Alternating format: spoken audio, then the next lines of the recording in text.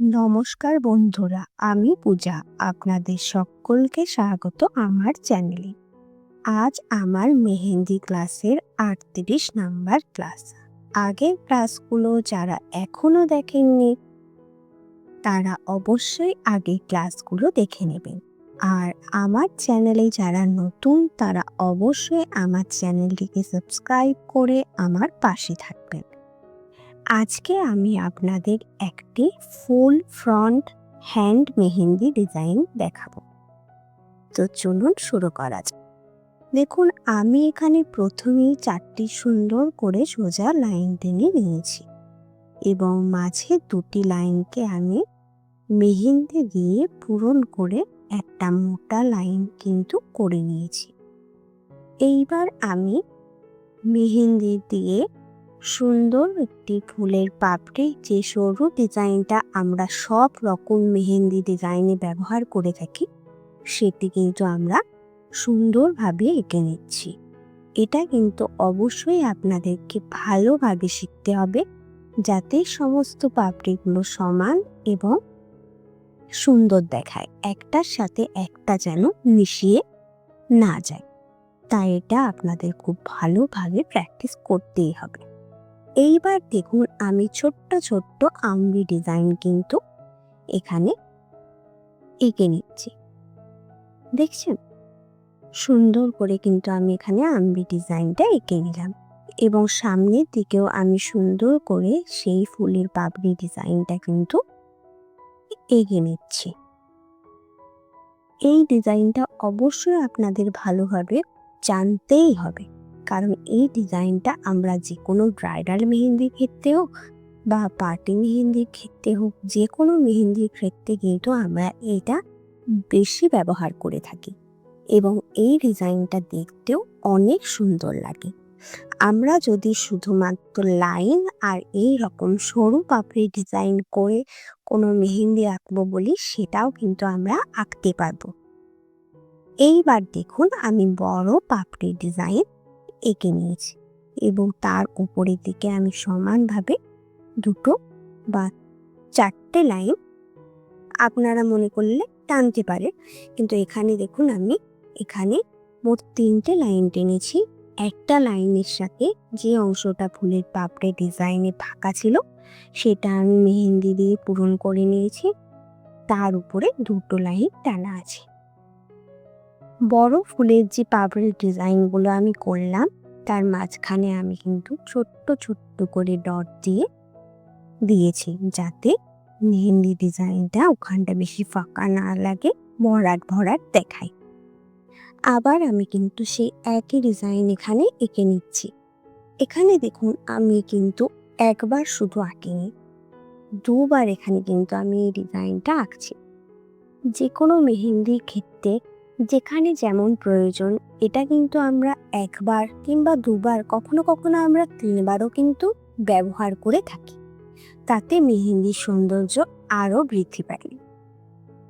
এবার দেখুন, আমি একটু অংশ গ্যাপ দিয়ে মেহেন্দি দিয়ে সোজা লাইন আবার টেনে নিচ্ছি। দেখুন, আমি যে 1 নাম্বার ক্লাসে আপনাদের লাইন টানা শিখিয়েছি, সোজাভাবে কিভাবে লাইন টানবো, তো দেখুন এখানে কিন্তু মেহেন্দির ক্ষেত্রে আমাদের সোজাভাবে লাইন টানাটাই কিন্তু বেশি জরুরি। ঠিক আছে, দেখুন আমরা লাইন দিয়ে গোটা মেহেন্দিটা কি সুন্দরভাবে কমপ্লিট করে নিতে পারি। ঠিক আছে, এবং এটা দেখতেও কতটা সুন্দর দেখাচ্ছে।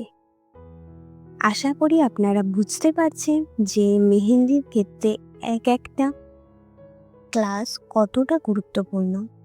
সেই রকম আমাদের দরকার হয় লাইন টানা, সেই রকম সার্কেল করা, স্পাইরাল আঁকা, ডটের ক্লাস, ফ্লাওয়ার ক্লাস, পাতার ক্লাস, সবই কিন্তু আমাদের সমানভাবে দরকার হয়। তাই যারা এখনো আমার ক্লাস জয়েন করেনি তারা ঝটপট আমার ক্লাসগুলো জয়েন করুন এবং অবশ্যই 1 নাম্বার ক্লাস থেকে খুব ভালোভাবে প্র্যাকটিস করবে। মাঝখান থেকে কোনো ক্লাস আপনারা কিন্তু দেখবেন না, আপনারা অবশ্যই 1 নাম্বার ক্লাস থেকে দেখবেন। তাহলে আপনারা যারা সত্যি সত্যি মেহেন্দিটা শিখতে চান তারা অবশ্যই শিখতে পারবেন। তো এইবার দেখুন, আমি হাতে চলে এসেছি, হাতের তালুতে। এখানে আমি প্রথমে একটা বড় স্পাইরাল এঁকে নিয়েছি এবং তার চারিদিকে একটা সার্কেল এঁকে নিয়েছি।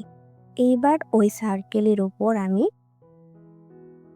সুন্দর করে ফুলের পাপড়ি, যেমন ডিজাইনটা নিচের দিকে আমি এঁকেছিলাম, প্রথমে সরু পাপড়ি, তারপর ফুলের যে বড় পাপড়িগুলো হয় সেগুলো আমি এখানে সুন্দর করে এঁকে নিচ্ছি। দেখুন, আপনাদের একটা কথা বলে রাখি, আমার আজকে হচ্ছে 38 নাম্বার ক্লাস। আমি 40 নাম্বার ক্লাসের পর থেকে আপনাদের একটা নতুন জিনিস শেখাবো, এবং সেটা হচ্ছে ময়ূর। বিভিন্ন ধরনের ময়ূরের শেপ আঁকা, ময়ূর ফিলিং করা, মানে ময়ূর সম্বন্ধে যাবতীয় কিভাবে চোখ আঁকবো, কিভাবে ডানা আঁকবো, কিভাবে গলা আঁকবো, কিভাবে বডিটা শেপ দেব, সমস্তটাই কিন্তু আমি আপনাদের পার্ট পার্ট করে ভালোভাবে শেখাবো।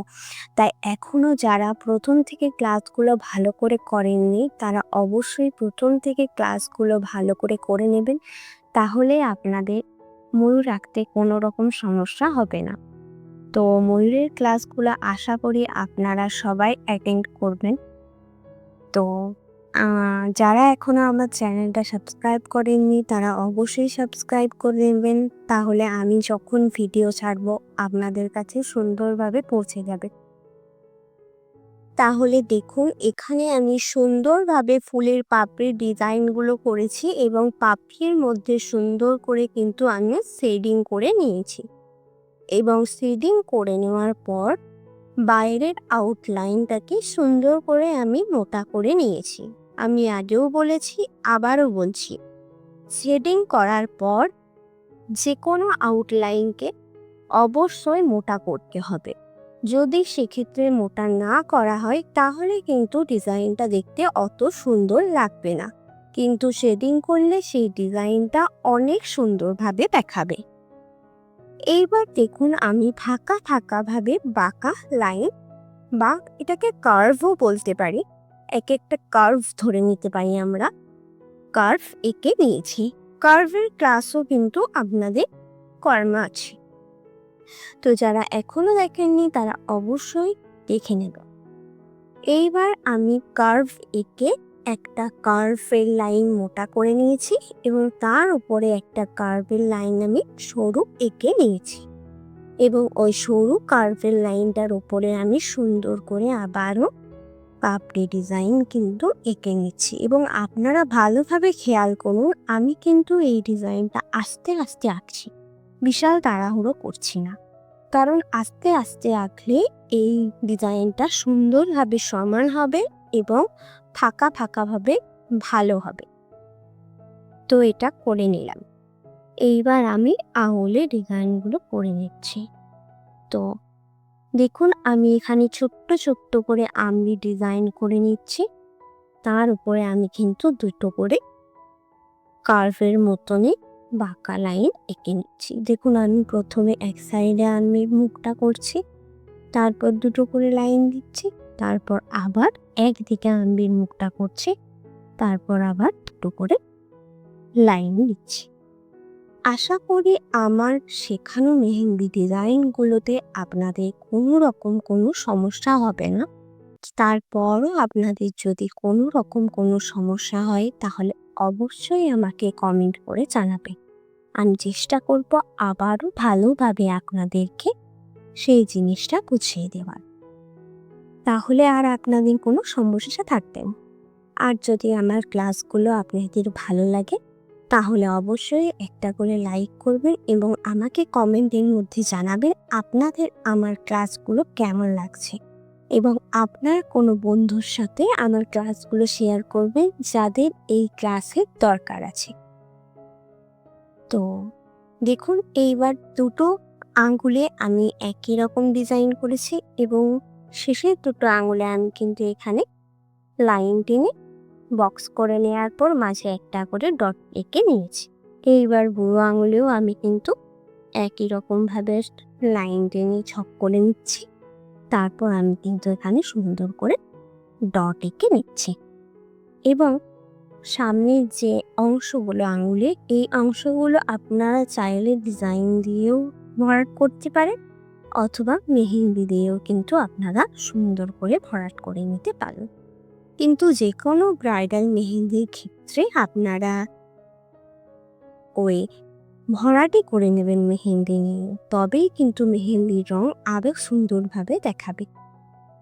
আর পার্টি মেহেন্দির ক্ষেত্রে আমরা সামনের আঙুলের অংশগুলো না ভরাটি করতে পারি, আমরা ডিজাইন দিয়েও করে নিতে পারি। কিন্তু ব্রাইডালের ক্ষেত্রে যাতে রংটা দেখতে সুন্দর লাগে, তাই জন্য অবশ্যই আমরা সামনের অংশটা মেহেন্দি দিয়ে ভরিয়ে নেব।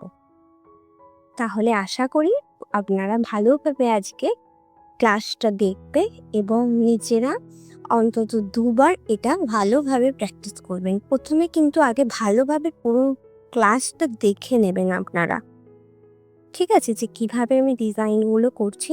তারপর সেটা দেখে দেখে একবার প্র্যাকটিস করবেন, তারপর একবার না দেখে করার চেষ্টা করবেন। তাহলেই দেখবেন আপনারা সুন্দরভাবে মেহেন্দি ক্লাসটা করে নিতে পেরেছেন। আশা করি আপনারা আজকের ক্লাসটা ভালোভাবে বুঝতে পারবেন। তো আমার এখানে মেহেন্দি ডিজাইনটা শেষ হয়ে গেছে। দেখা হবে পরের ক্লাসে। আজকে এতটুকু। সকলকে ধন্যবাদ।